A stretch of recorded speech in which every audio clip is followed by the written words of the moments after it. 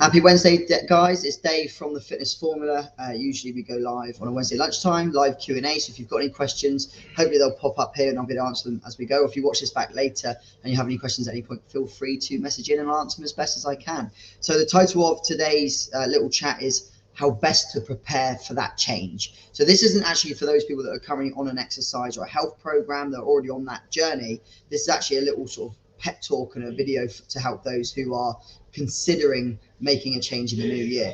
Obviously, so many people set themselves goals in December and then obviously early January to get fit, lose weight, the usual New Year's resolutions, of course. So many people want to lose weight in the new year. So best way to sort of prepare yourself going forward if you're looking at doing that. Obviously, a lot of people wait until the new year, they get Christmas out of the way. My first bit of advice would be don't wait. There's no reason why you should have to wait until the new year like everybody else. There's still plenty of things out there to support you with regards to gyms and exercise programs, diets and things like that to help you throughout the Christmas period. Because let's face it, we know we're all going to be over consuming in December, probably already. We're already going out more, we're socializing again, we're mixing again, which is great. We're seeing people, we're playing catch up. So many more social events now. So we're drinking more again, we're eating more comfort food. It's freezing cold today, hence why I'm dressed like an Eskimo. So yeah, these things are going to happen. They're going to be there to test us. We know that. We're not telling you you're not allowed to do those things because I certainly do them as well.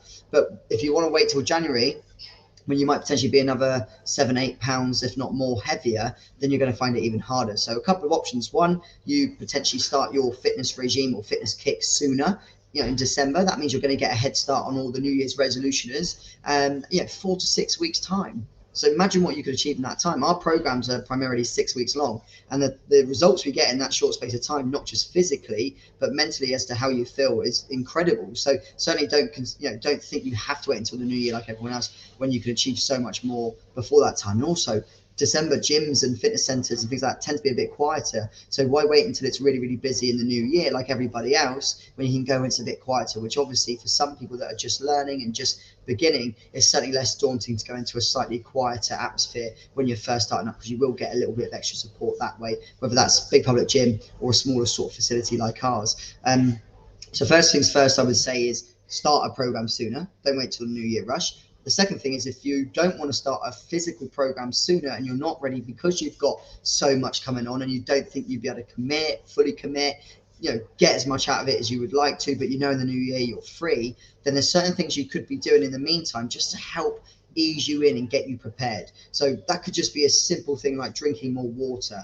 Because when you start exercising more, you're going to be drinking more water. So you might as well try and get more water in now. The target we set our 6-week people is 2.5 litres to 3 litres. But certainly a minimum of 2 litres, you should be consuming that anyway, guys. So that's the first thing, drink more water. Get more active.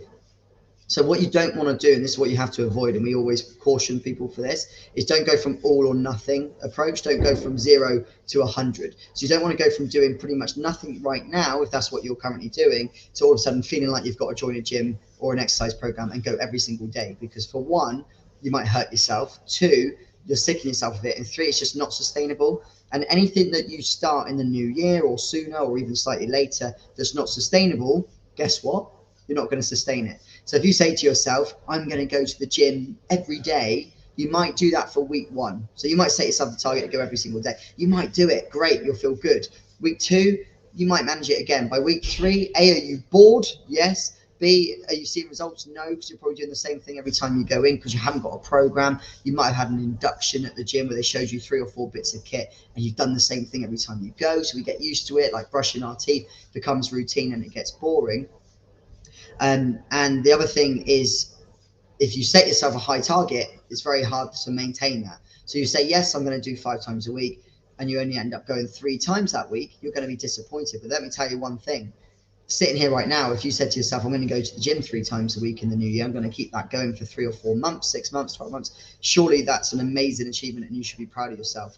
But if you set yourself a high target of I'm going to go 5 times a week and you only make it 3, you're going to be disappointed, but actually you should be really, really proud of yourself. So set a small target, 2 to 3 times a week. If you do more than that one week, it's a bonus. You'll feel brilliant. So it's the opposite. A lot of this comes down to mindset. So that's something you should be doing right now, is getting your activity levels up by walking more, get more mobile, YouTube a stretch video, you know, try and get yourself just moving a bit more, ride a bike, go for a swim, that sort of thing. What else could you be doing? You know, finding a sort of, not necessarily diet, because I hate that word, but look at your nutrition, because I guarantee right now, if that's something you're not conscious about, you're probably eating the wrong sort of things too often. Again, I say too often because we don't tell you you're not allowed those things, all in moderation. So ladies, you should be aiming for around 1,500 calories a day, roughly, depending on age, activity levels, fitness, height, all those other things, but let's just say average 1,500 calories a day. Men actually 2,500 calories a day. So you're allowed more, but we're men and we just we're just luckily we're allowed more. So it's not fair, but that's life. Unfortunately, this is the way it goes. So ladies, 1,500 calories a day. Men around 2,500 calories a day. If you're not tracking your calories already, which most people don't, just try it. You know, download an app called MyFitnessPal. It's free, easy to use. Create a sub account on there, and just start inputting what you're eating and drinking for a few days, and just see where you're at. So start looking at calories. Start looking at what you're consuming. Look at your alcohol. You know, make sure you're not getting too much in there.